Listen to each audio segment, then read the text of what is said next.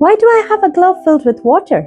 Hi, I'm Dr. Abhi and welcome to Incontinence Series Part 2. Imagine this glove filled with water is your bladder. This is the intrinsic muscles that support your urethra, and this is the urethra where you pass urine from.